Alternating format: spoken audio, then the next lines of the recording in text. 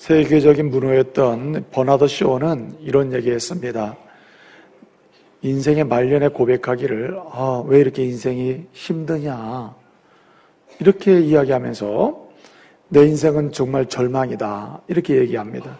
살아온 것도 돌아보면 절망이고 앞으로 내 인생이 얼마나 남았는지 모르지만 남은 인생도 절망으로 느낀다 이렇게 이야기한 겁니다.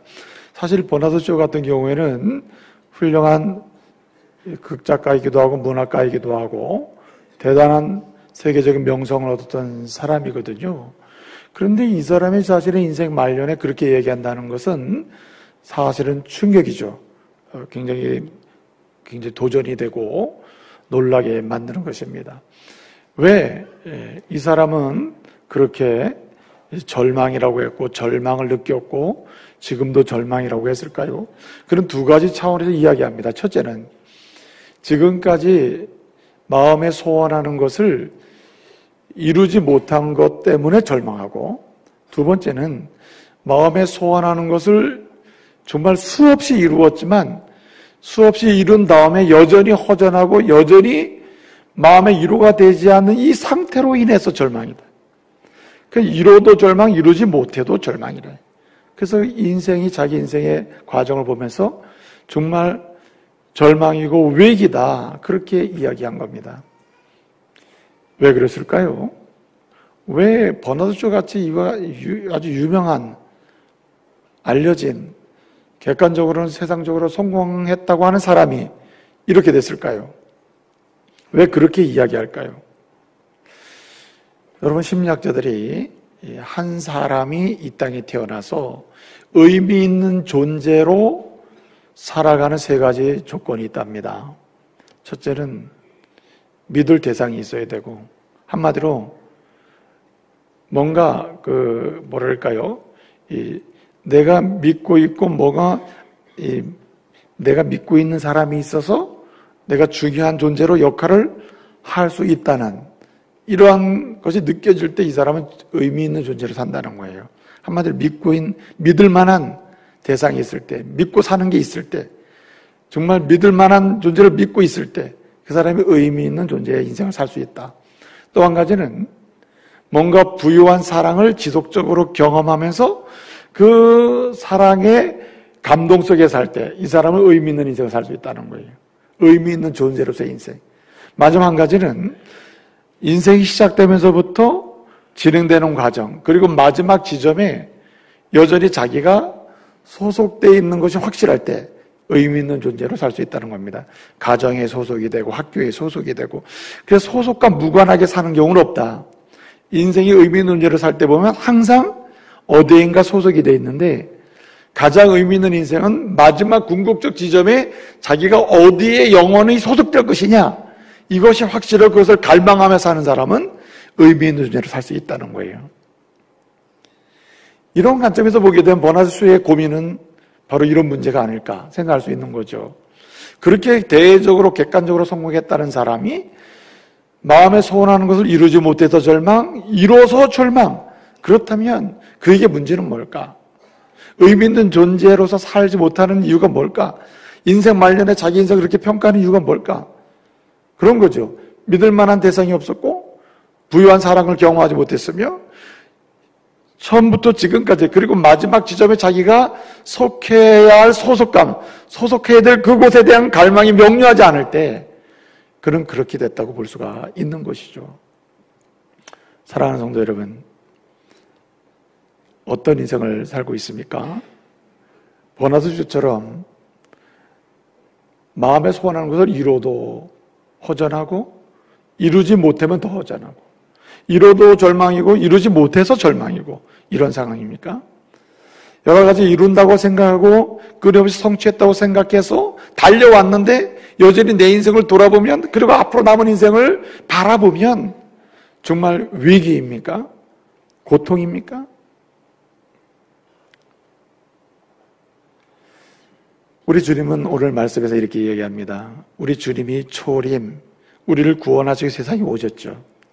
그리고 주님은 십자가의 사역을 완성하시고 다시 승천하셔 다시 오신다고 하셨습니다. 재림. 주님은 초림과 재림 사이에 주님의 은혜로 구원받은 사람뿐만 아니라 구원받지 못한 세상 사람들조차도 초림과 재림 사이에 존재하는 말세를 사는 모든 사람들은 재난에 직면해 있다. 인생 자체가 재난이고 더 많은 재난이 기다리고 있다는 겁니다. 슬픔이 있고 아픔이 있고 고통이 있고 그리고 여전히 말할 수 없는 고단함이 있다는 거예요. 앞으로 주님 재림하시기까지 믿음의 사람들이 겪어야 될 고난은 이루 말할 수가 없다는 겁니다. 그럼에도 불구하고 그러한 세상 속에서도 여전히 의미 있고 여전히 하나님 주시는 은혜의 부여함을 경험하면서 살 수 있는 그런 성도가 돼야 한다는 말입니다. 여러분 그런 마음이 있어도 지금 어때요? 절망이고 또다시 절망하고 일을 이루어도 절망하고 이루지 못해도 절망이고 꿈을 이루어도 절망이고 꿈을 이루지 못해서 절망이고 이런 상황 속에 있지는 않습니까? 주님은 우리에게 다양한 형태로 재난이 오고 고통이 오고 아픔이 오고 그 다음에 고단함이 밀려와도 제일 큰 고단함이 어디에 있냐면 내적인 거이면 내적인 거. 사실은 재난은 외부로부터 오죠. 환란이 외부로부터 옵니다. 박해가 외부로부터 와요. 외부로부터 오는 걸 감당할 수 없는 엄청난 고통이 될 수 있지만 진짜 재난은 내부로부터 오는 겁니다. 내부로부터. 내적 상태다. 저는 종종 성도님들을 이제 상담하잖아요. 상담을 하면 보통 예를 들어서 10분의 상담을 하잖아요. 그러면 이상하게도 과거에는 한 10여 년 전에는 외적인 일로 인해서 많이 상담을 했거든요. 근데 이제는 내적인 일이 상담의 주제가 되어 있습니다. 예컨대 10건의 상담을 하면 8건에서 9건 정도는 내적인 문제입니다. 심리적, 정신적, 그리고 굉장히 말할 수 없는 내적 인격적 고통을 가지고 있어요. 실제로 외부적 상황 때문에 상담하는 사람은 실제로 한두 건밖에 안 됩니다. 비율 별보면 그렇다는 거죠. 그만큼 말세가 되면 될수록 외부적인 재난이 밀려오지만 재림과 초림 사이에서 믿음으로 사는 사람의 고통이 있지만 절망을 자꾸 느끼게 되지만 더 큰 재난과 고통은 내부적이라는 거예요. 내부적. 말할 수 없는 고통이 있고 정신적, 심리적 그리고 인격적인 고통 속에 놓여 있는 사람들이 바로 오늘의 시대라. 믿음의 사람들도 여기에 예외가 아니라는 거죠. 여러분 그 상태로 계속 가면 죽는 겁니다. 그 상태로 가면 영적인 절망이 오는 거예요. 멸망이 오는 겁니다. 그 상태로 계속 가면은 육체적 질병으로 인한 육체적 죽음도 올 수 있는 거예요. 그 끝은 망하는 것입니다. 주님은 고통을 느낄 때, 절망을 느낄 때, 위기를 느낄 때, 신앙의 위험을 느낄 때, 그리고 내적인 말할 수 없는 탄식을 느낄 때, 그럴 때 어떻게 해야 돼요? 그대로 있으면 안 된다는 거예요. 주님 오늘 우리에게 대답해 줍니다. 그럼 어떻게 해야 됩니까? 그럼 어떻게 하면 살 수 있습니까? 나 이대로는 살 수가 없을 것 같은데, 이대로는 이제 끝날 것 같은데, 어떻게 이 상황에서 벗어날 수 있습니까? 이 상황에서 어떻게 하면 일어날 수 있습니까? 이 상황에서 어떻게 하면 놀라운 생명의 부유함을 다시 누릴 수 있습니까? 우리의 내적인 부르짖음에 대해서, 고통의 외침에 대해서 주님은 대답하셔요. 산으로 도망하라. 산으로 도망하라. 산으로 도망하야 산다. 이렇게 말씀하고 있는 것입니다. 오늘 15절 말씀에 보게 되면 이런 말씀이 있습니다. 멸망에 가정한 곳이 거룩한 곳에 서는 것을 볼 때 읽는 자는 깨달을진저 16절 너희는 산으로 도망할지어다. 이렇게 말씀하고 있습니다. 산으로 도망하라. 여기 멸망에 가정한 곳이 거룩한 곳에 선다는 이 말씀은 다니엘서의 예언의 말씀을 인용해서 말씀하는 겁니다. 다니엘서 1장, 9장, 11장, 12장 4번에 걸쳐서 멸망에 가정한 것이 거룩한 곳에 설 때에 너희는 산으로 도망하라. 너희는 피하라. 그래야 산다. 이런 말씀이 예언되어 있는데 주님도 오늘 이 말씀을 다시 인용해서 말씀을 하고 있는 거예요. 여기 멸망에 가정한 것이 뭘까? 이미 역사적으로는 이스라엘이 경험한 것이 있습니다. BC 168년에 시리아 왕이었던 안티오코스 에피파네스라는 사람이 있었습니다. 이 사람이 이스라엘을 안식일에 공격했습니다. 안식일에 침략을 했어요. 그래서 예루살렘을 포위하고 공격을 했습니다. 안식일이므로 유대인들은 도망을 갈 수가 없었습니다. 그래서 수많은 사람이 학살이 됐어요. 그리고 그들이 거룩한 곳이라고 여겼던 예루살렘 성전에 제우스 신상을 세워놓고, 그리고 심지어는 이스라엘 사람들이 가장 부정하고 더럽다고 여기는 돼지를 잡아서 돼지피를 뿌렸습니다. 그 부정한 것이 쓴 거죠. 이러한 부정한 것이 거룩한 곳으로 밀려올 때, 부정한 것이 거룩하다 생각하는 곳으로 다가올 때 너희는 산으로 도망하라는 거예요. 그래야 너희가 죽지 않는다. 그러지 못한 이스라엘 사람들 다 그곳에서 죽지 않았습니까? 주님은 오늘 그 말씀을 그대로 인용합니다. 이런 일이 또 기다리고 있다. 멸망에 가정한 곳이 거룩한 곳에 설 때 너희는 산으로 도망해야 산다. 여러분, 누가복음 21장은 이 동일한 말씀을 이렇게 기록하고 있습니다. 누가복음 21장 20절에서 이렇게 말합니다. 군대들이 예루살렘을 에워싸는 것을 보거든, 군대들이 예루살렘을 에워싸는 것을 보거든 너희들은 산으로 도망하라. 성 밖에 있던 사람은 성 안으로 들어가지도 말고, 이러던 사람들은 그냥 그곳에서 그냥 도망하라. 유대에 있던 사람들은 빨리 도망하라. 산으로 도망하라. 이렇게 말씀하고 있습니다. 여러분, 오늘 고통당하는 사람, 아파하는 사람, 신앙의 위기를 경험하는 사람, 신앙의 거룩한 하나님의 성전은 우리 심령 속에 세상의 것이 들어와서 견딜 수 없는 고통을 느끼는 사람, 하나님의 성전이요 성령의 전인 그 인격 가운데 삶 속에 하나님이 싫어하시는 가정한 것들이 들어와가지고 절망을 느끼는 사람, 자신도 모르게 그런 것들이 들어와가지고 고통하는 사람, 신앙의 위기를 느끼는 사람, 그런 사람 어떻게 해야 된다는 말입니까? 지금 어떻게 해야 된다는 말이에요? 산으로 도망가야 산다는 거예요. 여러분, 산은 성경에서 믿음의 사람들과 관련해 산을 언급할 때마다 산이 많이 언급이 됐어요. 하나님께 언약을 받을 때도 산에서 언약을 받았어요. 말씀을 받을 때도 산에서 받았어요, 모세가. 심지어는 모리아산에서 하나님께 예배를 드렸습니다. 하나님의 거룩한 영광, 그리스도의 변화된 거룩한 영광을 보여주실 때에도 변화산, 산 위에서 보여주셨습니다. 그래서 믿음의 사람들과 관련하여 주님이 산을 언급할 때마다 이 산은 공통적인 특징이 있습니다. 하나님과 관계가 있고 믿음과 관계가 있는 것입니다. 그러므로 산으로 도망하라는 얘기는 오늘도 위험을 당하고 위기를 당하고 내적 고통이 있고 그리고 아픔이 있고 자기도 모르게 가정한 것들이 내 심령 속에 들어오고 내 삶에 들어오고 우리 가정에 들어와서 고통하는 그런 위기를 경험할 때 산으로 도망하려면 어디로 가야 됩니까? 제일 가까운 산은 치악산이니까 치악산으로 가면 됩니까? 그 산은 도대체 무슨 산일까요? 그 산은 높은 신앙의 산임을 믿으시기 바랍니다.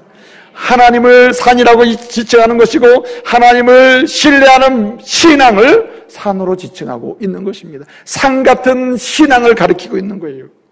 그러므로 우리가 위기를 경험하고 고통을 경험할 때, 신앙의 아픔을 경험할 때, 어떤 삶의 문제로 외부적인 내적인 문제로 더 이상 이젠 절망이나 쓰러지는구나, 끝났다고 생각할 때 우리는 어떻게 되느냐? 높은 신앙으로 나가야 할 줄로 믿습니다. 산으로 가야 되는 거예요. 산으로. 하나님께로 가야 하는 것입니다. 오늘 여기 본문에 보게 되면 산으로 가라 할 때 이 산은 본래 헬라어로 오로스라고 합니다. 오로스라고 해요. 오로스. 근데 오늘 본문 말씀을 보게 되면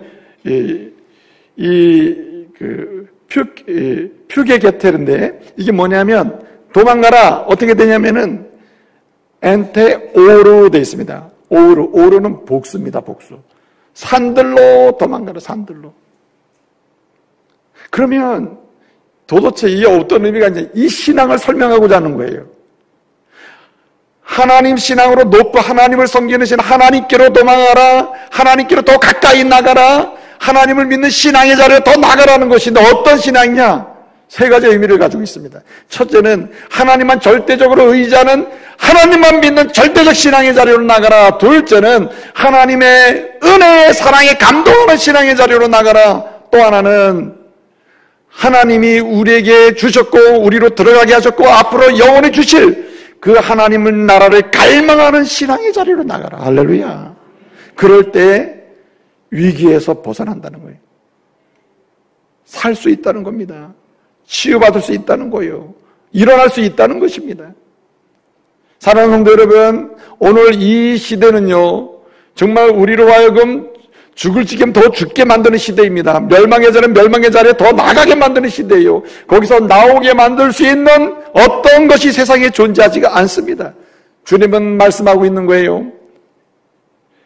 마치 세상의 군대가 한 성을 둘러진치고 멸망으로 몰아붙이는 상황처럼 하나님의 성전을 둘러진치며 하나님의 사람들을 올가매는 세상의 공격 앞에서 너희가 사는 길, 너희 10년 속에 자신도 모르게 들어와 있는 가정한 것들로부터 자유케 되어서 벗어나서 사는 길은 산으로 가는 것이다.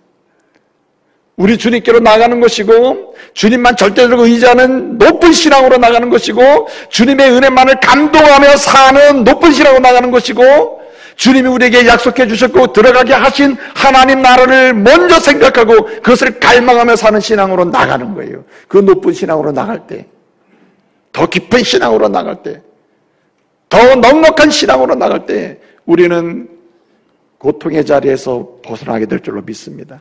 아무리 군대들이 둘러진쳐서 가져간 것들이 우리를 몰아붙인다 할지라도 우리는 그곳에서 탈출하게 될 줄로 믿습니다.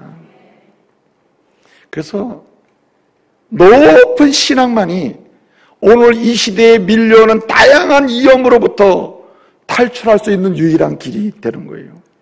그러므로 성도 여러분, 우리는 어떻게 하든지 우리의 이기를 당하고 신앙의 이기를 경험하고 그리고 말할 수 없는 고통을 경험하고 그리고 끊임없는 절망에 사로잡혀서 더 이상 희망이 없다고 말하게 될 때에 그런 상에 빠지면 빠질수록 우리는 어떻게 해야 합니까? 높은 신앙, 높은 신앙, 주님을 찾는 높은 신앙, 주님을 찾는 높은, 주님을 의지한 높은 신앙, 절대적 주님을 의지하는 신앙, 주님의 은혜에 감동하는 신앙, 주님과 함께하는 주님의 나라를 갈망하는 신앙, 주님의 나라가 나를 위해 준비되어 있고 나는 주님의 나라에 속한 자라고 하는 주님의 나라를 갈망하는 신앙으로 가야 할 줄로 믿습니다. 그럴 때 벗어날 수 있다.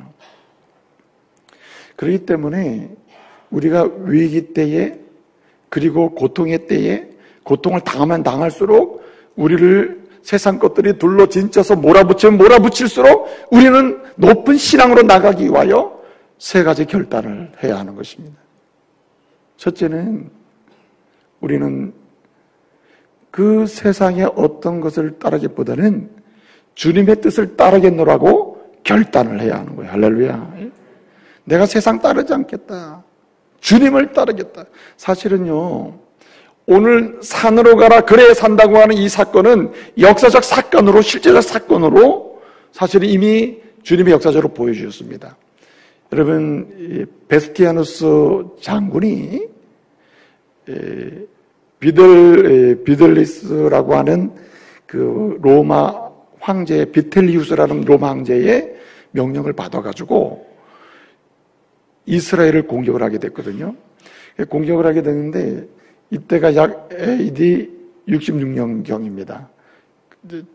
들어온 거예요. 공격을 했는데 이 베스티아누스 장군이 군대를 데리고 5만 8천 정도 데리고 왔는데 공격을 하는데 반드시 그 무렵에 로마 제국 로마 황제가 이 비텔리우스가 죽은 겁니다. 그래가지고 도로 돌아가게 된 거예요. 이 베스티아누스 장군이 돌아가면서 그의 아들이 디도였는데 이 사람에게 맡깁니다. 네가 이 전쟁을 잘 수행해라. 이제 아버지는 황제로 취임하기 위해서 내가 로마로 간다. 그리고 갑니다. 근데 이렇게 로마 군대가 이스라엘을 공격해 올 때 예수님의 말씀을 기억했던 사람들, 그리스도인들, 군대들이 이스라엘을 공격해 올 때 예루살렘을 에워싸기 시작할 때 어디로 가라 그랬죠? 멸망의 징조니까 바로 산으로 가라 그랬잖아요. 그래서 산으로 간 사람들이 있습니다. 그런데 미처 빠져나가지 못했던 사람들이 많았습니다. 그때가 예루살렘 성에 이제 갇혀 있는 거죠.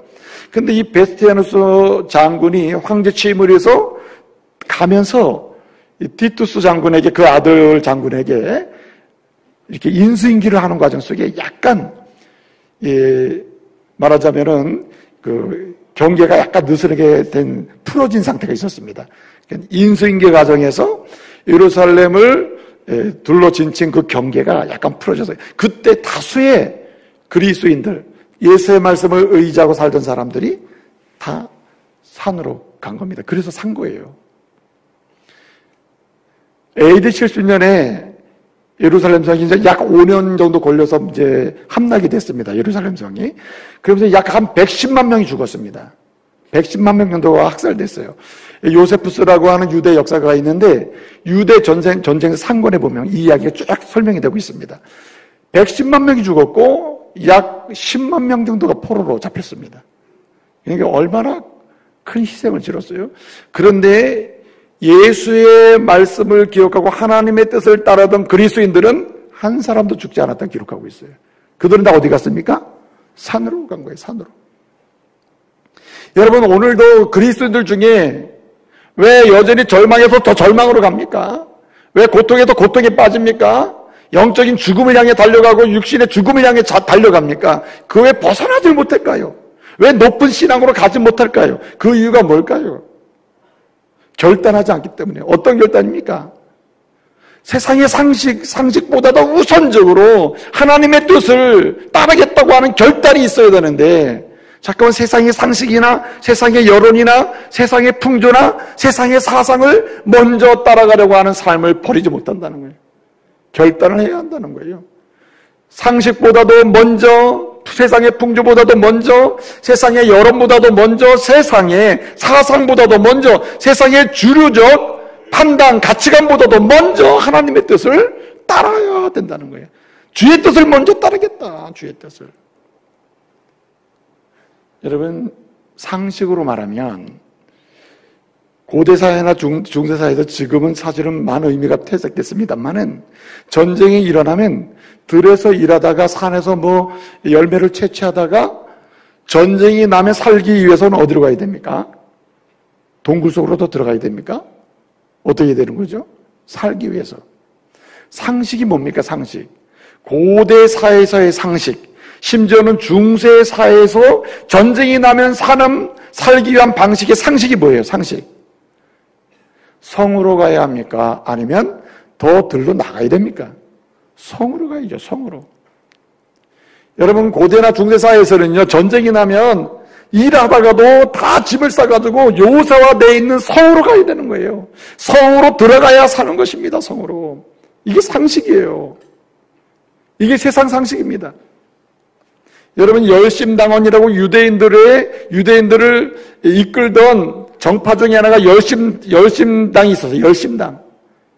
열심당들이 있었는데 이 당원들, 열심당원들이 이스라엘 사람들을 이제 전쟁이 나고 로마 군대가 막 침략해 오고 심지어는 점점 예루살렘 성을 포위하니까 열심당원들이 유대인들에게 편지를 띄우고 선언을 하고 막 알립니다. 여러분들이 살려면 어디로 들어오라? 요새화되어 있는 예루살렘 성으로 들어오라. 예루살렘 성은요, 난공불락의 성이에요. 예루살렘이라는 예루살렘 성이 있는 그 도시는요, 한마디로 얘기하면 돌산에 세워진 거예요. 돌산. 산도 우리나라 같은 이런 산이 아니에요. 정말 아주 그냥 치기 어려운 산, 공략하기 어려운 그런 성입니다. 거기에다가 도시를 세웠어요. 그게 예루살렘 성이에요. 난공불락의 성입니다. 그러니 살려면 그 성으로 들어가는 상식 아닙니까? 일반적인 기준이 아니에요. 그런데 주님은 거꾸로를 지시해요. 너희가 살려면은 로마 군대가 또는 예루살렘에 열사하는 것을 보거든, 침략해오는 것을 보거든, 상식을 따라가지 말아라. 내 뜻을 따라가라. 주의 뜻을 따라가라. 어디로 가라? 산으로 가라. 산으로. 그렇습니다, 여러분. 고통의 때에, 신앙의 위기 때에, 아픔의 때에, 그래서 점점 절망의 수렁으로 들어갈 때에, 고통의 수렁으로 들어갈 때에, 희망 없는 자리로 들어갈 때에 그 자리에서 벗어나서 살 수 있는 길은 산으로 가는 건 산으로 가는 방법, 높은 신앙의 자리로 나가는 길은 우선 결단해야 될 게 무엇입니까? 주님의 뜻을 따르겠다고 하는 결단. 할렐루야. 이게 중요하다는 거예요. 여러분, 사람의 판단이 굉장히 대단한 게 많죠. 그럼에도 불구하고 사람의 판단은 항상 유한하다는 걸 인정해야 됩니다. 하나님의 판단과 하나님의 뜻은 영원하고 무한하고 완전해요. 그렇기 때문에 사람의 지혜로운 그 판단 앞에서도 먼저 주의 뜻을 따라가야 할 줄로 믿습니다. 여러분, 잠언 기자는 이렇게 얘기하고 있습니다. 잠언 14장 12절에서 이렇게 얘기합니다. 사람이 보기에는 필경 바른 길이나 옳은 길이나 맞는 길이지만 그 끝에는 뭐가 기다리고 있어요? 멸망이 기다리고 있다. 멸망이. 그래서 사도 바울은 로마교회 성도들에게 편지를 씁니다. 로마교회에서 신앙생활하는 사람들이 로마가 시내에 가장 한가운데 있고 가까이 있는 사람들 아니에요? 그 박해와 핍박이 한 자리에 있는 거 아니에요? 그 핍박을 받고 고통을 당하고 있을 때 사도 바울이 그들에게 신앙을 설명해요. 1장부터 11장까지 로마서에서 설명합니다. 신앙대로 가라. 예수를 믿고 의지해라. 복음의 신앙을 확실하게 부여잡고 나가라. 한마디로 높은 신앙의 성숙의 신앙, 성장하는 신앙, 성화의 신앙, 칭의의 신앙, 그 신앙의 자리 또 깊이 높은 신앙의 자리로 나가라. 하나님만 의지하는 신앙, 주의 사랑에 감동하는 신앙, 하나님 나라를 소망하며 갈망하며 나가는 그런 신앙으로 나가라고 얘기해요. 그러기 위해서 뭐라고 얘기합니까? 1장에서 11장까지 신앙을 얘기한 다음에 12장 이렇게 얘기합니다. 12장 2절에서 너희는 이 세대를 본받지 말고 너의 마음을 새롭게 하여 변화를 받아 하나님의 온전하고 기뻐하시고 선하신 뜻이 무엇인지 분별하더라. 분별 왜 합니까?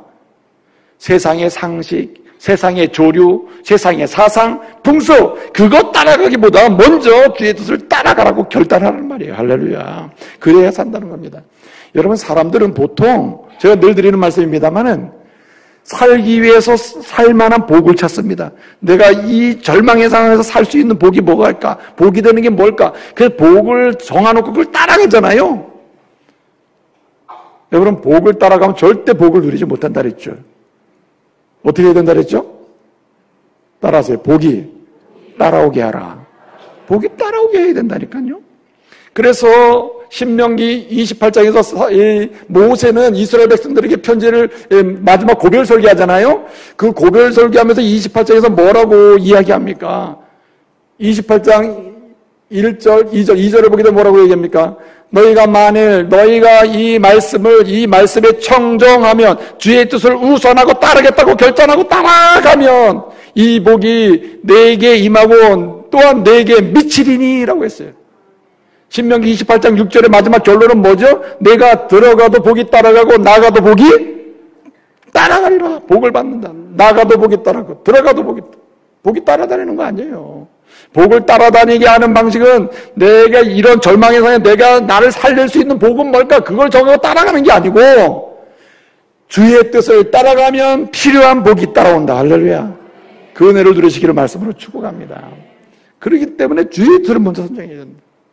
또 한 가지는 오늘 말씀에 보게 되면 17절, 18절 보면 이런 말씀이 있습니다. 만약에 군대가 에워싸는 걸 보고 이건 멸망의 징조니까 도망을 하는데 도망할 때 어떻게 하랍니까? 지붕에 있던 사람은 집 안으로 들어가지 말고 또 밭에서 일하던 사람은 되돌아서 가지고 집에 가지 말고 이렇게 얘기합니다. 그럼 왜 집에 가지 말라 그랬죠? 겉옷을 가지러 집에 가지 말라 그랬죠. 또 지붕에서 쉬던 사람, 묵상하던 사람, 기도하던 여러분 이스라엘 집은요. 지붕이 평이에요. 평지붕이에요. 그래서 보통 1층은 뭐 이제 식당도 있고 그냥 같이 막 생활하는 공간이고 그다음에 2층은 보통 침실입니다. 그 꼭대기가 이제 옥상이잖아요. 옥상은 말씀을 묵상하고 기도하는 장소로 쓰이기도 하고 교제하는 장소로 쓰이기도 하고 삶의 여유를 누리는 곳이에요. 영적인 여유도 누리는 곳이거든요. 근데 그 옥상에 있던 사람, 지붕에 있던 사람이 그런 위기를 먹고 절망의 상황을 경험하고 신앙의 고통을 느끼고 이런 상황이 되거든. 이거 도망가야 되는데 높은 신앙으로 나가야 되는데 그 방법이 있다는 거예요. 그러기 위해서 어떻게 해요? 집 안으로는 절대 들어가지 말고 그냥 밖으로 연결된 계단이 있으니까 바로 그 자리에서 도망가라. 산으로 가라. 밭에서 일하던 사람은 뒤돌아서지 말며 이렇게 했어요. 그런데 지붕에 있던 사람이 집 안으로 내려가지 말고 밭에 있던 사람이 겉옷을 가져라. 여러분 이스라엘은 낮에는 더운데 밤에는 싸늘해. 그래서 이 겉옷이 없으면 지내기가 굉장히 힘들어요. 그래서 도망가려면 겉옷 가지려 생각한단 말이죠. 그럼에도 불구하고 겉옷조차도 가지러 가지 말라는 거예요. 여기 중요한 공통적인 단어가 있습니다. 17절, 18절에 나온 공통적인 단어가 뭐냐면 가지러예요. 가지러. 겉옷을 가지러 가지 말고, 물건들을 가지러 집 안에 들어가지 말고, 가지러예요. 이 가지러라고 하는 말이 아라이라고 하는 말인데, 이것은 굉장히 중요한 겁니다. 사람이 얼마나 중요하냐면은 사람이 소유욕이 대단해요. 소유욕이. 왜 부모가 자녀를 죽이고 자녀가 부모를 죽입니까? 형제가 그렇게 어릴 때 그렇게 신뢰관계 속에 자라다가 왜 완전히 남보다 더한 사람으로 갈라져 버려요? 이유가 어디 있습니까? 소유욕, 탐심 때문에 그러거든요. 아라이, 가지러, 이것 때문에 그러는 겁니다. 이 가지는 문제 때문에 목숨도 잃을 수도 있다는 거예요. 도망갈 기회를 뺏길 수도 있다. 그러니 우선적으로 중요한 것은 뭐냐면 세상 것에 집착하기보다는 뭐에 집착해야 되는 따라서 은혜, 하나님의 은혜에 집착하는 삶을 결단해야 한다는 거예요. 내가 세상 것에 집착하지 않겠다, 세상에 내가 좋아하는 것에 집착하지 않겠다, 주님이 주신 근원적인 은혜에 내가 집착하며 살겠다, 결단을 해야 한다는 말입니다. 여러분, 이 아라의 문제는요, 성경에서 굉장히 중요하게 다루고 있어요. 가지는 것 때문에 계속 죽는 겁니다. 가지는 것 때문에. 가지는 것 때문에 육신도 죽이고, 가지는 것 때문에 영혼도 죽고, 자꾸 더 가지려고, 더 가지려고. 계속 가지려고. 근데 여러분, 한번 생각해 보세요. 겉옷도 뭐 한 다음에 문제죠? 산 다음에 겉옷이 필요한 거 아니에요. 필요한 생필품도 뭐 한 다음에 필요한 거예요? 산 다음에 필요한 거 아니에요. 당신의 생명이 건강하고 당신의 생명이 살아있고 당신의 생명이 유지가 돼야 겉옷도 필요한 물품도 유익한 거 아닙니까? 그렇죠? 당신의 아라이, 소유하는 것을 이유하여 당신이 누군가를 죽이면 당신도 죽습니다. 당신이 죽으면 모두가 죽는 거예요. 그러니까 슬퍼지는 거예요. 그러므로 여러분, 아라이 하는 것을 집착하는 것을 놓아야 한다는 거예요. 그러면 뭐에 집착하고 살아야 돼? 어떠한 상황에서 내가 은혜를 붙들고 살겠다, 은혜를 붙들고 살겠다, 주의 은혜를 붙들고 살겠다. 여러분, 은혜 중에 은혜가 무엇입니까? 은혜 중에 은혜는 살리는 것이요, 생명이요, 영원한 것이요, 영생을 얻는 것이요, 생명의 기쁨을 누리는 것임을 믿으시기 바랍니다. 그렇기 때문에 은혜 중에 은혜는 십자가요, 은혜 중에 은혜는 십자가 복음이요, 은혜 중에 은혜는 십자가의 보혈이요, 은혜 중에 은혜는 십자가의 보혈로 제사함 받은 것이요, 은혜 중에 은혜는 제사함 받고 하나님의 자녀된 것임을 믿으시기 바랍니다. 그래서 그 은혜를 부여잡고 살면은 때로는 나의 겉옷이 다른 사람보다 더 안 좋을 수도 있고, 내 겉옷조차도 다른 사람에게 줘야 될 상황이 벌어질 수도 있고, 내가 필요한 물건들도 다음에 나눠줄 상황이 벌어질 수나 있으나, 언제든지 은혜를 붙들고 사는 사람은 또 다시 필요에 따라서 채우심을 믿으시기 바랍니다. 그래서 마태복음 6장 30절에는 뭐라고 말씀하십니까? 너희는 먼저 그 나라와 그 의를 구하라. 은혜를 붙들고 살아라. 주님의 은혜, 십자가의 은혜, 보혈의 은혜를 붙들고 살아라. 제3의 은혜 붙들고 살아라. 하나님의 자녀된 것을 붙들고 살아라. 생명의 복을 붙들고 살아라. 그러면 때를 따라 필요한 것을 더하신다. 할렐루야. 이게 주의 약속 아닙니까? 여러분, 오죽했으면 제자들을 향하여 그 시대에 예수님 당시 많은 사람을 향하여 주님이 누가복음 17장 32절에서 이렇게 말씀하면, 너희는 롯의 철을 생각하라. 롯의 철, 아라의 문제를 다루는 거예요. 롯의 철을 생각하라. 롯의 철. 롯의 철이 어떻게 됐습니까? 여러분, 창세기 19장을 보게 되면은요, 16절에 주님이 어떻게 하셨습니까? 주의 천사가 주님의 은혜로 롯과 롯의 아내와 두 딸의 손을 잡아서 어떻게 했습니까? 그냥 막 지체하고 싫어요 그냥 막 세상 것에 집착해가지고 있는 롯과 그 가족들을 주님이 주의 손으로, 주의 천사의 손으로 그냥 잡아가지고 끌어내서 성 밖에 놨다고 했습니다. 그리고 뭐라고 말씀합니까? 창세기 19장 16절 이렇게 마지막에 얘기해요. 주의 자비하심이 더하심이라. 할렐루야. 주의 자비하심. 그게 은혜 아닙니까? 그럼에도 불구하고 롯의 아내와 롯의 가족들이 자꾸만 집착해요. 뭐예요? 자꾸만 소돔과 고모라 성에 있는 집착하는 세속적인 그런 모든 것, 참 재물, 쾌락, 권력 자꾸만 집착하는 거예요. 창세기 19장 26절에 어떻게 됐습니까? 22절에 어떻게 됐어요? 22절에. 창세기 19장 22절에 보면 속히 가라, 속히 가라, 속히 가라. 그런데도 불구하고 나가다가 26절에 어떻게 됐습니까? 롯의 아내가 집착합니다. 은혜에 집착해야 되는데 은혜로 내가 살았구나. 저 불타는데 내가 살았구나. 내가 건져줬구나. 이 은혜에 집착해야 되는데 뒤에 돌아봐서 어떻게 되었습니까? 세상 것에 집착하고 은혜에 집착하지 않는 자의 표상이 됐어요. 죽는다. 높은 신앙으로 나갈 수가 없는 겁니다. 그래서 여러분, 우리는 내 삶의 요정 속에 은혜보다 더 집착하는 것 있으면 한 번쯤은 놓아야 돼요. 한 번 놔줘야 돼요. 여러분, 주님 이것이 필요합니다. 세상 것, 권력이 필요하면 돈이 필요합니다. 자꾸만 그거 부여잡으려고 하면 잡을 수도 없을 뿐더러 계속 절망과 고통으로 가는 거예요. 그런데 이것을 놓고 주님, 이제는 주님의 은혜의 손으로 내 손을 잡아주세요. 여러분의 손으로 주님 잡으려고 하지도 마시고 내 손 주님 잡아주세요. 맡기시기를 바랍니다. 은혜의 손이라, 은혜의 손. 롯과 그 가족들을 붙잡아 끌어냈던 은혜의 손이 오늘도 저와 여러분의 손을 잡아주심을 믿으시기 바랍니다. 맡기셔야 돼요. 그 은혜에 집착해야 돼요. 은혜에. 그게 사는 길입니다. 여러분, 은혜 중에 은혜는 그리스도이심을 믿으시기 바랍니다. 예수 그리스도의 우리를 향한 놀라운, 오늘 찬양도 했잖아요. 96장 찬양. 예? 예수님은 누구신가? 죽은 자의 부활되고 우리 생명 대신에. 아멘. 예수님은 누구신가? 노인자의, 잡힌 자의 노임되고 우리 기쁨 대신에.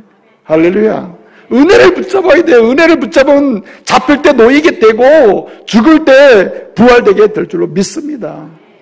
여러분, 우리 주 예수님은 누구십니까? 예수님은 여러분 멸망자의 구원이 되셔요. 그래서 우리의 평화가 되셔 믿으시기 바랍니다. 그러니까 그 은혜를 붙들고 살아야 되는 거예요.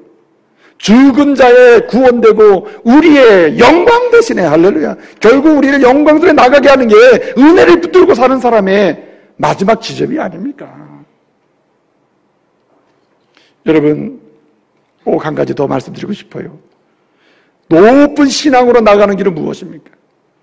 우리의 고통과 절망과 위기의 상황에서 높은 신앙으로 나가는 자만이 다시 살게 되는데, 일어나게 되는데, 은혜의 부여를 경험하게 되는데, 높은 신앙으로 나가는 길이 무엇입니까? 우리가 반드시 결단할 게 뭐예요? 주님이 싫어하는 걸 거절하는 결단을 해야 돼. 할렐루야. 거절 잘하는 성도 되시기를 말씀으로 축복합니다. 오늘 28절의 말씀을 보게 되면 이런 말씀이 있습니다. 죽음이 있는 곳에 뭐가 뭐예요? 독수리가 모인다. 독수리가 모인다. 독수리들이 쉬나고 한다는 거예요. 쫙 모이던다. 이게 자동이라는 거예요, 자동. 예? 이 말은 무엇입니까? 여러분 보세요. 독수리는 다 짜먹죠? 다 파괴버리잖아요? 악취가 나고, 그리고 냄새가 나고 견딜 수 없는 죄악이 가득한 곳, 그곳에 하나님의 심판에 천사들이 임하게 되는 거예요. 그곳에 있으면 우리 죽어요. 어떻게 됩니까? 높은 신앙으로 나가는 방식이 있다면 하나님이 싫어하는 것을 거절할 수 있어야 돼요. 죽음을 거절해야 돼요. 냄새나는 걸 거절해야 돼요. 푸토마라는 게 있어요. 푸토마. 이것은 실제로 시체를 가리키기도 하지만 상징으로 쓰입니다. 하나님이 싫어하는 상태, 냄새나는 상태, 아주 악취나는 상태, 하나님의 거룩한 사람과는 어울리지 않는 상태. 이거 대표적인 케이스가 푸토마라. 죽음이라, 죽음. 우리는 죽음과 관련된 걸 거절할 수 있어야 돼요. 나는 죽음과 상관이 없는 사람이다. 난 생명과 관련인 사람이다. 그래서 여러분, 일상에서 내가 거절하지 못하고 있는 것도 한번 검토해 볼 필요가 있어요. 내가 반드시 거절을 해야 되는데 거절하지 못하는 게 뭐가 있을까? 찾아봐야 된다는 거예요. 여러분, 다윗이 그렇게 연약하고 쓰러지고 넘어졌음에도 불구하고 신앙의 위기가 있었잖아요. 그런 상황에서도 높은 신앙으로 나감으로써 그는 하나님의 은혜 부여함으로 역사 속에 쓰임받은 사람 아닙니까? 시편 26편 5절을 보게 되면 그는 이렇게 얘기합니다. 내가 허망한 자와 함께 앉지 아니하고 간사한 자와 동행하지 아니하고 심지어는 악한 자의 집회에 참석지 아니하고 그리고 악한 자들과 함께 앉지 아니하리로다. 그래서 뭐 한다는 얘기예요? 높은 신앙으로 나가겠다. 그는 그림없이 거절한 거예요.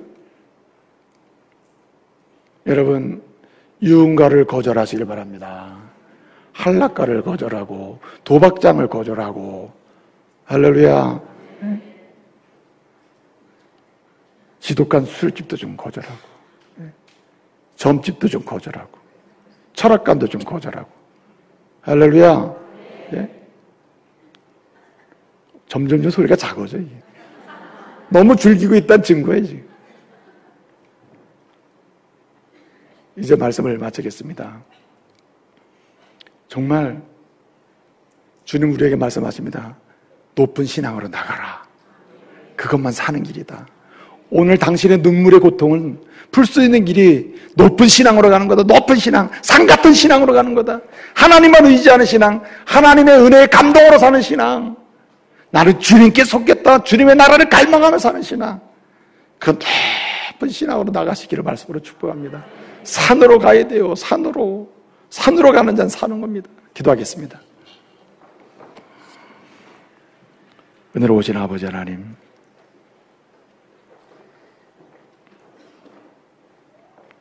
너무너무 미혹하는 시대가 되었고 고통하는 시대가 되었습니다.